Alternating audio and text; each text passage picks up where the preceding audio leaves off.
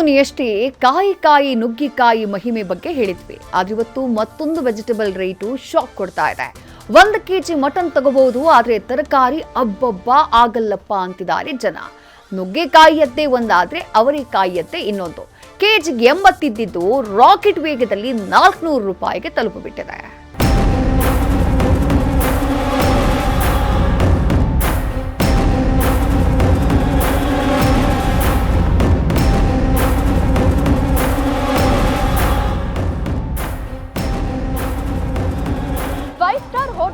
Mutton biryani ತಿನ್ಬೋದು, ಆದರೆ ಮಾರ್ಕೆಟ್ನಲ್ಲಿ ಅವರೆಕಾಯಿ ಖರೀದಿ ಮಾಡ್ಕೊಂಡು ತಿನ್ನೋದು ಬಹಳ ಕಷ್ಟ ಅಂತ ಇಲ್ಲಿನ ಖರೀದಿದಾರರು ಮಾತನಾಡ್ತಾ ಇರುವಂಥದ್ದು. ಇದು ಅವರೆಕಾಯಿ ಸೀಸನ್. ನವೆಂಬರ್ನಲ್ಲೇ ಮಾರ್ಕೆಟ್ಗೆ ಅವರೆಕಾಯಿ ಲಗ್ಗೆ ಇಡಬೇಕಾಗಿತ್ತು, ಆದರೆ ಈ ಬಾರಿ ಬಹಳ ತಡ ಆಗಿದೆ. ಮೊನ್ನೆ ಅಷ್ಟೇ ನುಗ್ಗೆಕಾಯಿ ರೇಟ್ ಕೇಳಿ ಖರೀದಿದಾರರು ಸಿಕ್ಕಾಪಟ್ಟೆ ಶಾಕ್ ಆಗಿದ್ರು. ಆದರೆ ಅವರೆಕಾಯಿ ರೇಟ್ ಕೇಳಿ ಇನ್ನಷ್ಟು ಬೇಸರ ಆಗಿರುವಂಥದ್ದು.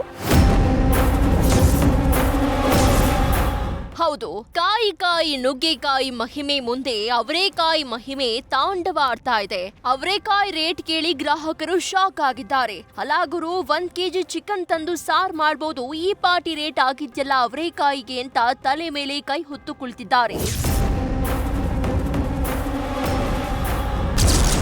ಪ್ರತಿ ಕೆಜಿಗೆ 80 ರೂಪಾಯಿಯಿಂದ 400 ರೂಪಾಯಿವರೆಗೆ ಬೆಲೆ ಏರಿಕೆ. ಸಿಪ್ಪೆ ಸುಲಿದ ಅವರೆಕಾಯಿಗೆ ಭಾರಿ ರೇಟ್, ಖರೀದಿ ಕಷ್ಟ.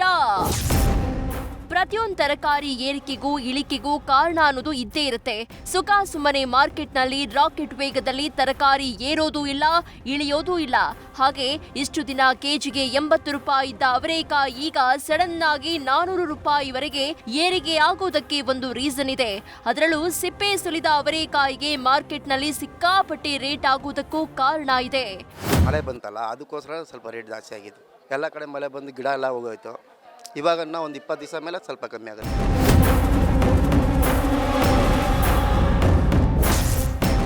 ನಿಜ, ಆಗಸ್ಟ್ ತಿಂಗಳ ಮಳೆಯಿಂದ ಅವರೆಕಾಯಿ ಬೆಳೆ ನಷ್ಟ ಆಗಿದೆ. ಇನ್ನು ಯಾವಾಗ ಬೆಳೆ ಹಾನಿ ಆಯ್ತೋ ಇತ್ತ ಡಿಮ್ಯಾಂಡ್ ಕೂಡ ಹೆಚ್ಚಾಯಿತು. ಹೀಗಾಗಿ ಪೂರೈಕೆ ಕೂಡ ಕಡಿಮೆ ಇರೋದ್ರಿಂದ ಅವರೆಕಾಯಿ ಬೆಲೆ ಗಗನಕ್ಕೇರಿದೆ. ಅವರೆಕಾಯಿ ವ್ಯಾಪಾರ ಸ್ವಲ್ಪ ಡಲ್ಲೇ ನಡೀತಾ ಇದೆ ಮೇಡಮ್, ಯಾಕಂದರೆ ಅವರೆಕಾಯಿ ವರ್ಷ ಇಲ್ಲ, ಹಂಗಾಗಿ ರೇಟ್ ಸ್ವಲ್ಪ ಬಿಗಿ ಇದೆ. ಆಮೇಲೆ ಕ್ವಾಲಿಟಿ ಮೇಲೆ ರೇಟ್ ಇರೋದು 40ಇಂದ ನಿಮಗೆ 85 ತನಕ ಇತ್ತು.